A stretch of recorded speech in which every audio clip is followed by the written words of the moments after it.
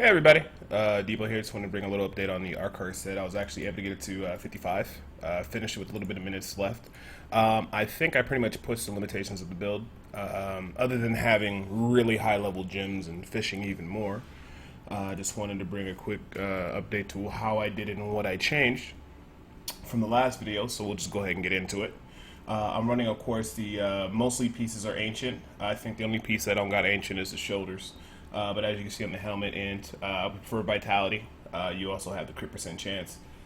Shoulders, invit, all resistance, and locust swarm damage. If I can get an ancient one, I think I'd like int vitality, cooldown reduction, and then also locust swarm damage.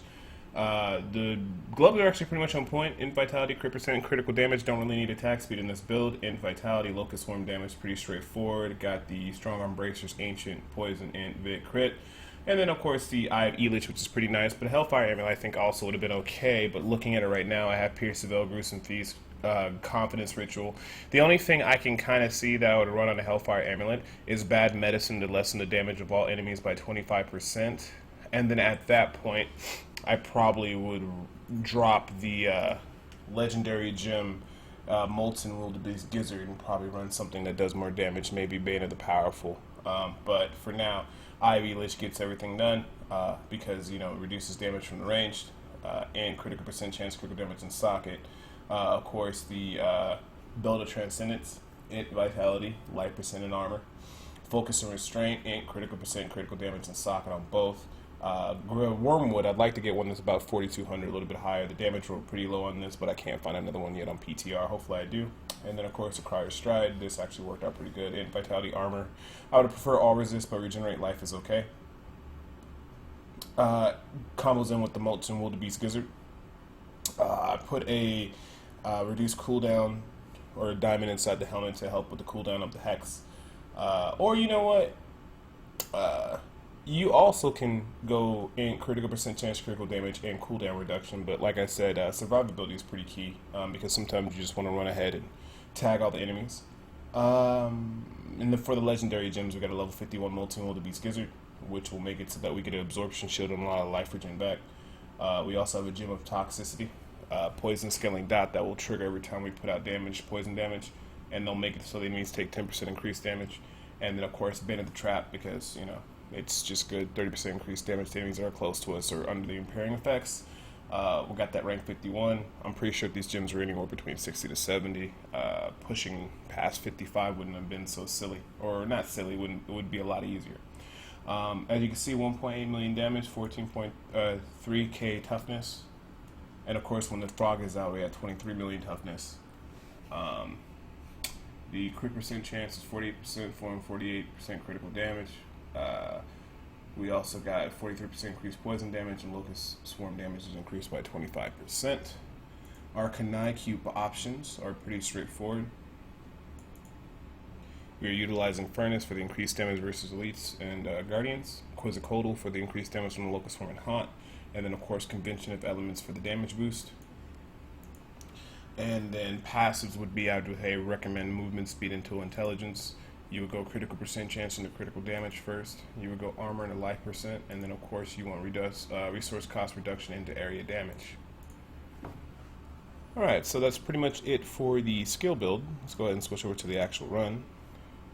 I'll go ahead and play and zoom it up. Really not much different with the set. With the Wildebeest Gizzard, or gem, leveled up, the absorption shield actually makes a big difference. All you gotta do is just not take damage for 4 seconds, and once you get that shield on yourself, you can actually be able to speed through the mobs and be okay. This riff was pretty generous in terms of actually the mob density and how it was. At first it was kind of slow, but then things quickly begin to ramp up.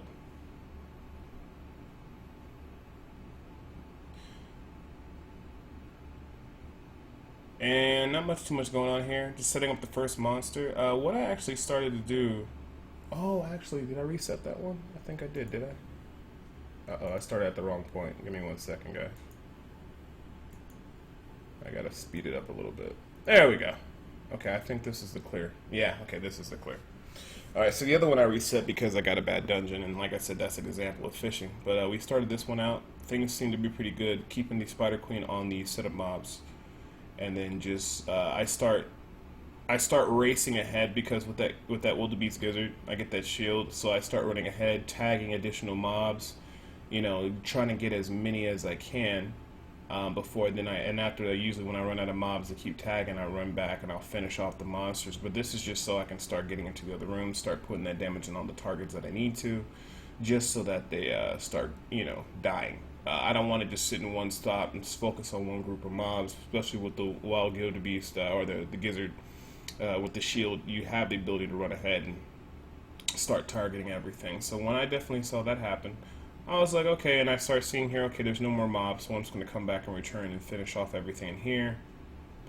Making sure I keep the Spider Queen out with the regular other queen that gets from the two-piece set. They do pretty decent AoE damage. Not the best, but it's better than nothing. And then we're able to put down the elite right here, and we pick up the orbs, and we're doing okay. So pretty much that's going to be the reoccurring theme. It's just, especially when you're using convention of elements and it switches to the poison element, you want to make sure that you're around the enemy so you can get out the damage that you have and make sure all of them get tagged with the Locust Swarm with the convention of elements. Like I said before, using the Focus and Restraint, since you're using the Wormwooded auto cast, the mana casting spell Locust Swarm for free for you, so every time that casts, it's automatically going to trigger one part of the effect of the Focus and Restraint combo. And as you can see here, I'm just running through the mobs, and my shield is still up and just trying to tag as many monsters as I can. If I usually get the shield off me, I try to wait before, because that the shield makes a pretty good difference in what goes on. So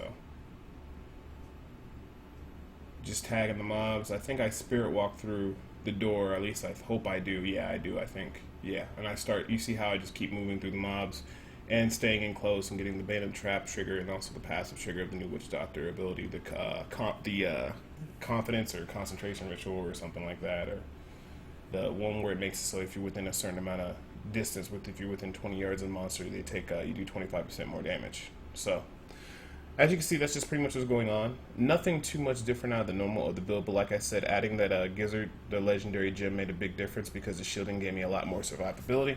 I was trying to do the spiritual attunement with this, but I found that Spirit Vessel just works a little bit better in terms of survivability. Because sometimes you're just going to get hit really hard and you don't want to die and have to respawn. Spirit Vessel is pretty nice because it gives you enough time to bounce back, and then you'll be out of combat for a couple seconds to get that shield back up on you so you don't die. And if you ever get in a situation where you get monsters that are too crazy, I would just tell you just to skip them, especially with this build. As long as you have the large mob density, you can usually make magic work. We're just going to go ahead and speed up a little bit here in the progression. But this floor right here was actually pretty interesting. As you can see, I got a conduit shrine.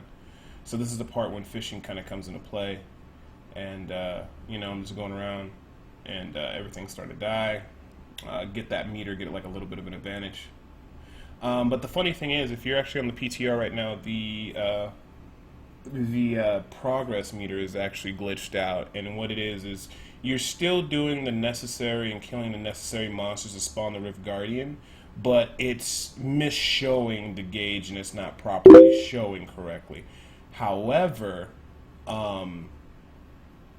the whole point I'm trying to make here is if you're on the PTR and you see the Greater Rift Guardian spawning like at 60-70%, you are correctly filling up the meter. It's just displaying wrong. So I just wanted to make that clear. So as you can see, the nice thing about the build is you can just run from mob to mob and just start, tagging everything with all the different effects, let the Locust Swarm go off and start putting out all the damage. And then you just kind of start rounding up all the monsters and finishing them off. So as long as you have a high mob density, this build can do very well. It doesn't really matter what type of mob you get. Certain mobs can be worse than others. Of course you want zombies and skeletons and an easy one, but for the most part, as long as you get some pretty decent mobs and stuff, like even with the elites, you just go around, auto-cast Locust Swarm, and you just tag the mobs and just start pulling and dragging monsters into the room. It actually does pretty okay damage. Not the best, but then again, not the worst. So as you can see, everything's pretty much dying. Doing pretty good progress. That should be a lot higher. Like I said again, because the progress bar is glitched out on the PTR. Same progress it takes to pass the rift, it just displays wrong. So not too much there. We're going to speed up a little bit more. And like I said, for the most part, I was just able to really be able to get across the mobs no problem. We got pretty lucky on the mob density. And this is going to get to the point where the boss monster is about to spawn pretty soon. But as you can see, like I said, the elite damage is pretty solid, especially since we have the furnace. And as you can see, I'm just running ahead and just tagging as many monsters as possible.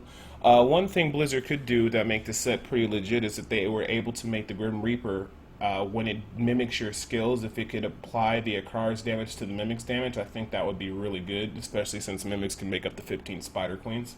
That would probably help out a lot and make this build push 60 easy using the Grim Reaper, and then they can maybe alter some other stuff. I don't know if they're going to do that, but for the Hell 2 build, they made it so that Grim Reaper works with it. So I don't understand why they don't make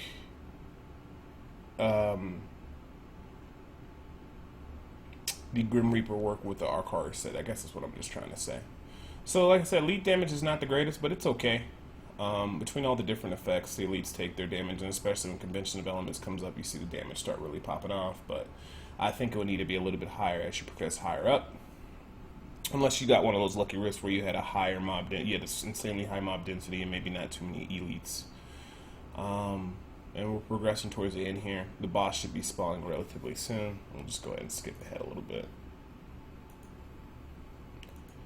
It's gonna spawn. There we go. And the Rift Guardian spawn, you can see how the gauge is like a little bit off, but like I said on PTR, that's what happens. The only damage that really gets through is when the Convention Element pops up on poison. You can see the boss's HP drop dramatically. That's just pretty much how it goes. So, when you see how it's dropping pretty decently now, that's during the Convention of Elements effect.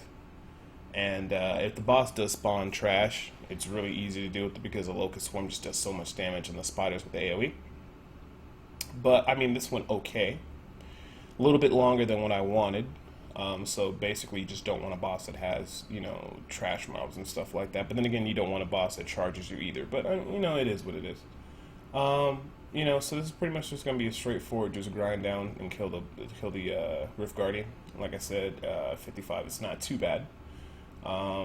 But it definitely would be nice if you can use the Grim Reaper with the Arachyr set and actually when your mimics mimic what you did based upon what your skill damage would do with the Arachyr set up, it would actually mimic that damage. That would actually help the build out a lot, because I know for a fact Spider Queen would be incredible. 15 spiders out because your Spider Queen, your mimic Spider Queens, all affected by that damage, 15 of them out, that would be tremendous, and that would be fantastic for the build, and I think hopefully they do that. Not to mention, they might have to look into using the Grim Reaper to deal with the certain effects that are not working correctly, like fire bats, because I heard last time I was testing a fire bat, it shows them using it, but it's not actually doing damage. So, maybe even I don't know if about allowing my mimics to do hacks, but that would be interesting. But at least the spiders would actually make the best set pretty legit. So, hopefully Blizzard does that. I might make a little post on the forums about that, because they already enabled it for Hell 2 from the Arachyr set. Should be able to use the mimics, because the mimics can mimic most of the spells that are considered creature spells, and that would actually help to the whole build. You would lose a Locust Swarm damage with the Quetzalcoatl, but then again you would make up for it with the immense damage from the Spider Queens that the mimics can actually do. And as you see, everything's towards the end here, and we're going to clean up the Rift Guardian. So it took a lot longer than what it should, but I still had a little bit of time to spare. But it still took killing this Rift Guardian a lot longer than what I would have wanted it to. And as you can see, I had 1 minute 6 seconds remaining, just about a minute 6 seconds. So let's get to that point. Once you get to that level, there's really not much else you can do. And then other just fishing and getting higher level gems, because most of my gear is ancient anyway. The build is real easy to play. I think, but they definitely got to look into maybe making it so that the Grim Reaper works with the build. So, like I said, man, if you guys are having survivability issues, try the Molten Wildebeest Gizzard. It's actually pretty damn solid, especially when you get up some levels. The shield and the HP regenerating effect is pretty nice. But other than that, man, I hope you guys have been enjoying this PTR coverage. I got more stuff coming out. I'm going to be redoing the Jade set, seeing how that goes, and then be doing the farming sets and what have you not. So, hope you guys have a good day. Hope you enjoyed the video. I'm Debo, and I'm out.